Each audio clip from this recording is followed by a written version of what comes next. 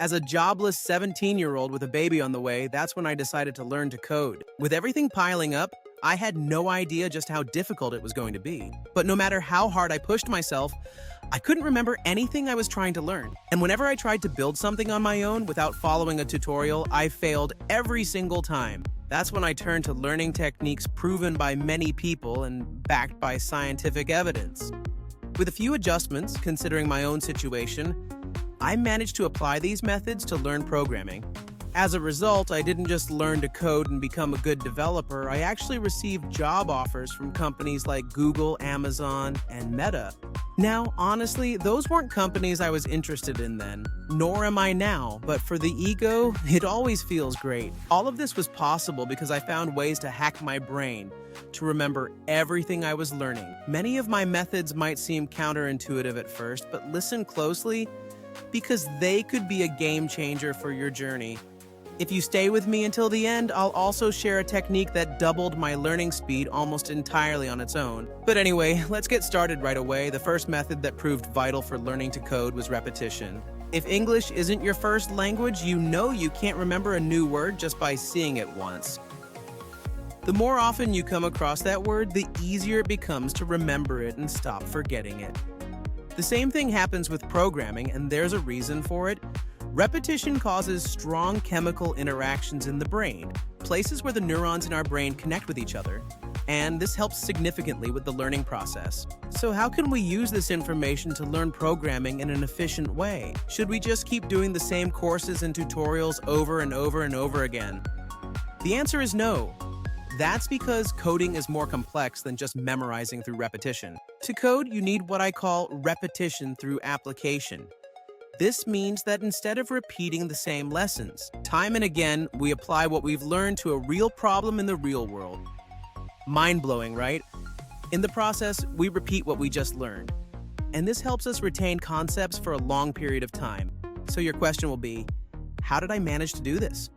When I was a total AI beginner and was trying to finish learning my first programming language, which was the great PHP, I followed someone while building something fun in PHP, and this helped me repeat and apply what I had just learned. As my programming skills improved, I came up with my own methods and built projects from scratch.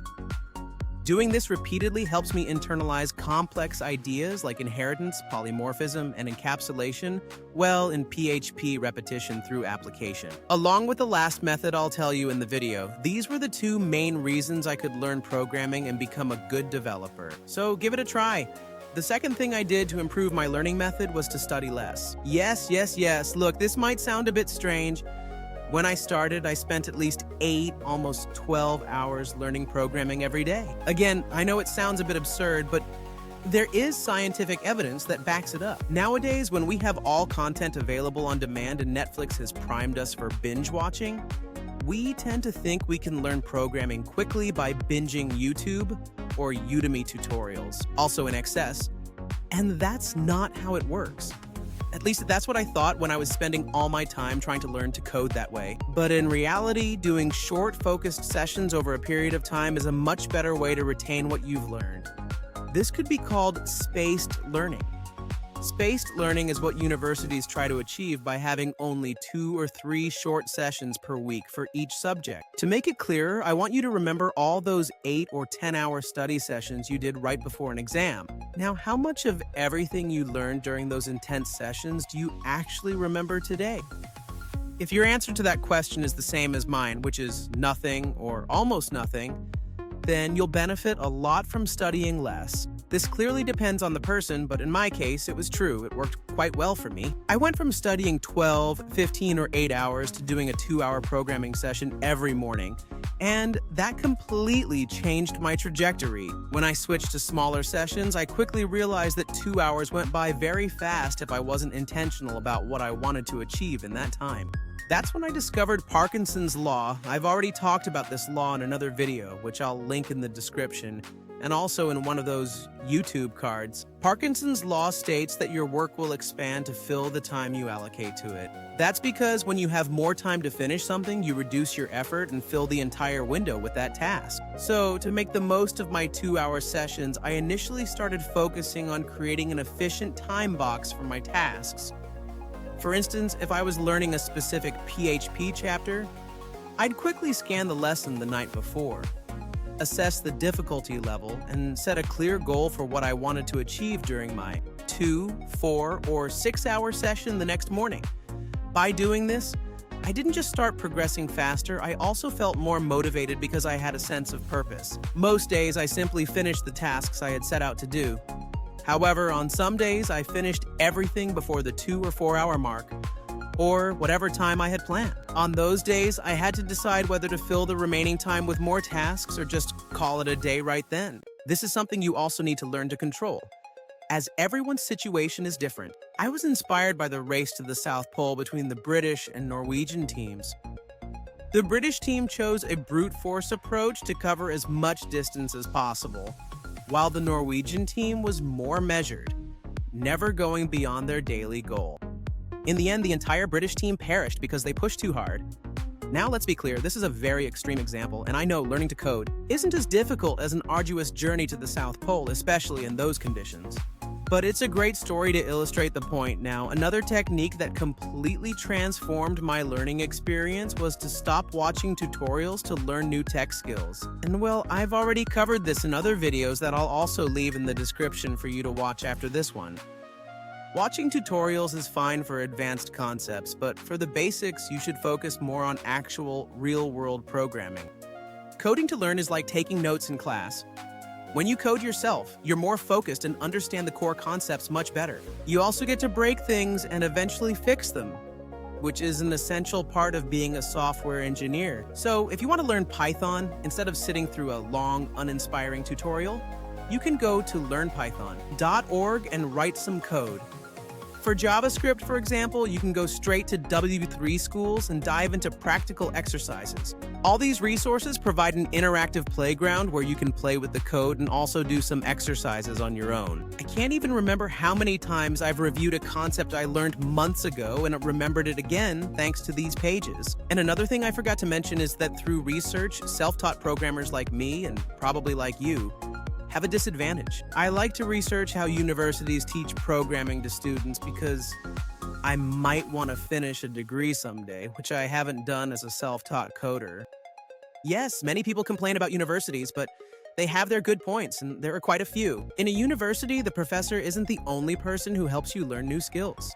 The discussions you have with your classmates are equally important. That's because when you combine the incomplete understanding of several people, you can still get the full picture. That's why I say this might be the biggest disadvantage for self-taught programmers. To solve this problem, many people join a boot camp and surround themselves with like-minded individuals. But just because you're not in a formal training program doesn't mean you can't emulate this. For example, you can start a small group or go straight to Discord and do different activities that interest everyone. For instance, you can form a group that meets weekly to discuss what you learned the previous week and set goals for the next one. This serves 3 purposes. Number 1, it helps fill in the gaps in your knowledge. If one person didn't fully understand something, others would contribute to add the missing pieces. 2, it kept us accountable for making progress. That always works, and I'm sure you won't want to fall behind.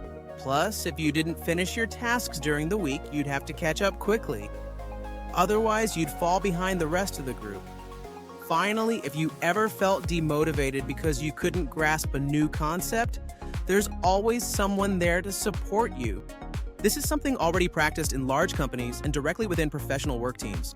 So think of it as emulating all of this by following an agile process, but applied directly to your studies. And as I mentioned, you can achieve this by asking in Telegram, Slack, or even Discord groups. In fact, I've been thinking about starting a Telegram group to help you out, answer questions, send voice notes, and more. It would be completely free, so we can all collaborate.